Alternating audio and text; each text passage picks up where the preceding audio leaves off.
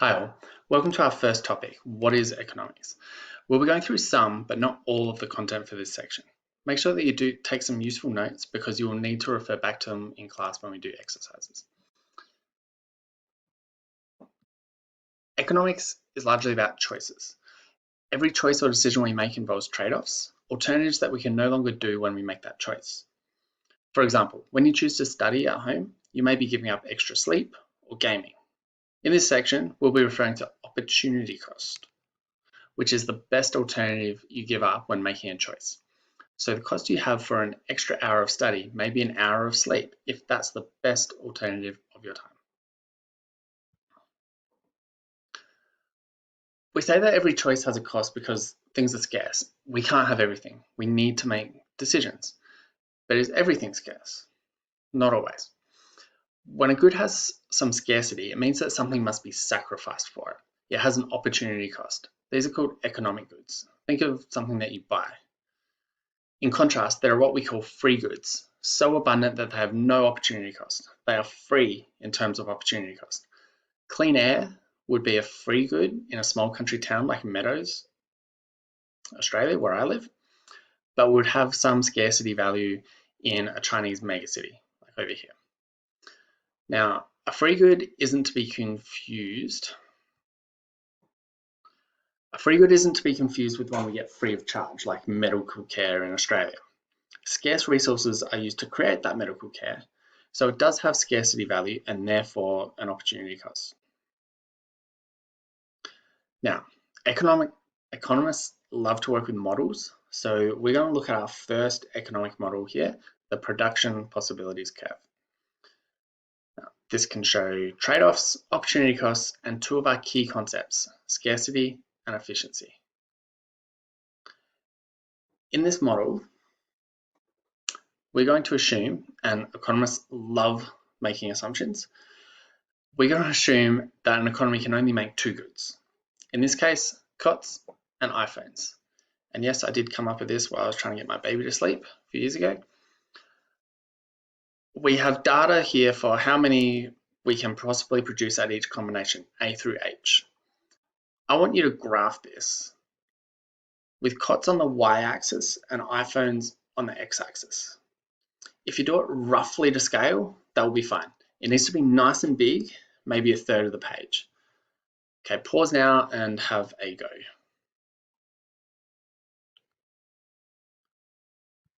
Here is mine. As you can see, I was only roughly to scale, but it doesn't really matter. We can still see the ideas here. The trade-off of producing cots is that you're giving up iPhones. And as we've assumed here that's the only alternative, that means that it's therefore the opportunity cost. It's the best alternative. If we are at point E and the opportunity cost of moving to point F is 6 cots. So if we want to make those 2 extra iPhones going from 8 to 10, we have to give up making 6 cots. Now these points represent our production possibilities. So therefore, to operate beyond these points must be impossible. With our current resources, it is not possible. And operating at a point inside the curve is not producing as much as possible. And this therefore represents inefficiency and resources not being employed to their potential. Therefore, anything on the curve is considered efficient. Now we're going to go off course just a little bit. We've got a special type of PPC that we need to be aware of. So the two goods here are omelettes and quiches. Now, if you're familiar with what an omelette and a quiche is, you can sort of see them there. You know that they use the same resources for both of them, like eggs, ham, that sort of stuff. This gives us constant opportunity costs, as the resources for making omelettes can easily be adapted to making quiches. One extra quiche here will always cost us 2 omelettes, and one extra omelette will always cost us half a quiche. Plotting this out would give us a straight line PPC, so different from the one you drew before. That's actually quite uncommon. But this is called constant opportunity cost. The opportunity cost stays constant along the curve. We will, that's a straight line, very uncommon. Now we'll compare that to a more regular example here. So we're going to use omelette still, but with toy cars this time. These goods share very few resources in their production, use different things. So we can see here, as we move from A to B, we only forego one omelette. We aren't using many of the good omelette making resources to make this first toy car. But moving from D to E to make again one toy car, we're giving up a lot. We give up 10 omelettes because now we're using all our best omelette making resources to make the toy car. The opportunity cost increases as we make more of either good. This gives us a bowed out shape, a concave shape of PPC, and that's like the one you drew before. Now, I want you to take a look at these two sets of goods and think to yourself, which one would have the straight line PPC?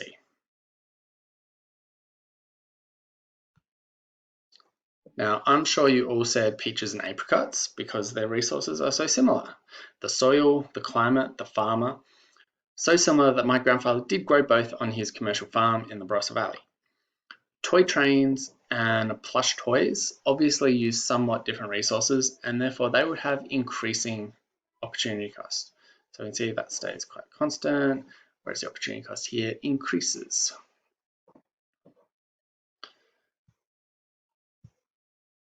We mentioned efficiency briefly earlier, but we'll get a bit more specific here. We've got two types of efficiency. Is that dot doing that? We've got productive efficiency, and that's when goods are being produced in the least costly way, using the fewest possible resources. It's what we generally think of when we think of the term efficiency.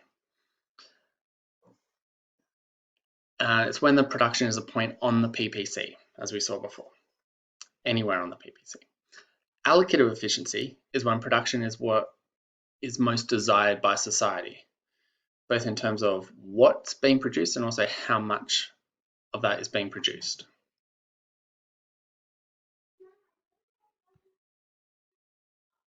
Just wait. Is combination A efficient?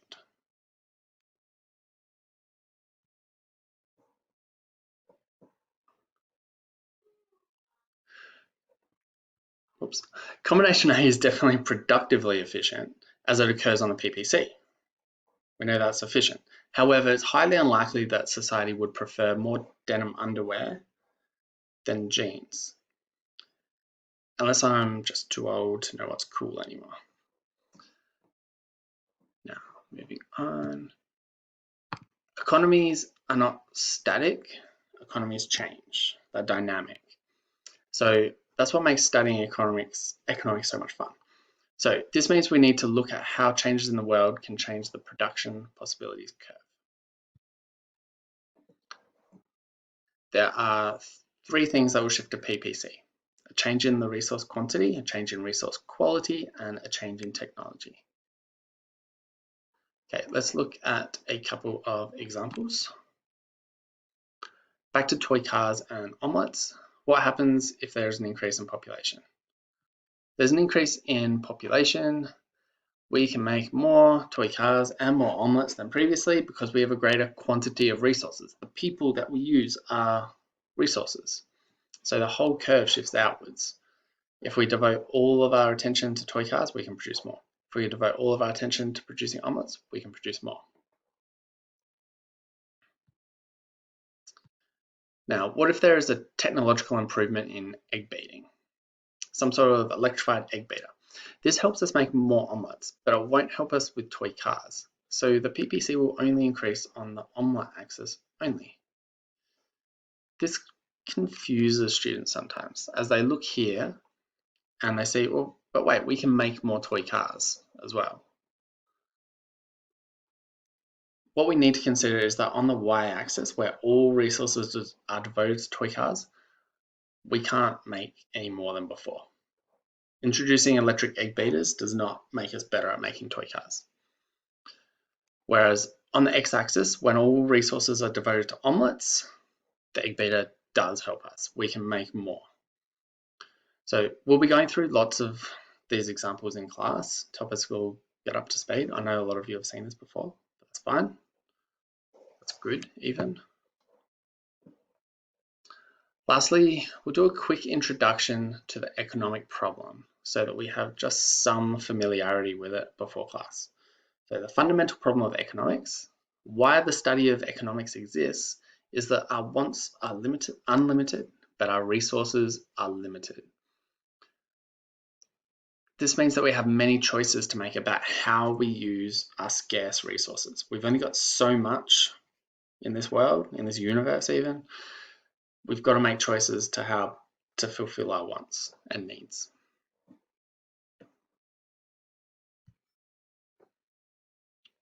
We've got 4 types of resources. I talked about resources in general ways, but we can classify them into 4 types. So here we've got our land. They are the natural resources. So not just physical space, but think of like trees, animals, waterways. They're all natural resources. Labor is the physical and mental effort of people put towards the production of goods and services. I think we all know what that means. Capital, this term confuses people a bit, but here just refers to the man-made factors of production that are put towards production of goods and services. So things like tools, machinery, infrastructure, so roads and etc. They're what we refer to as capital. And entrepreneurship is considered a resource. It's the skill of taking risk, combining those other factors of production in innovative ways that couldn't be done before. So we're going to come back to these in class, so don't worry.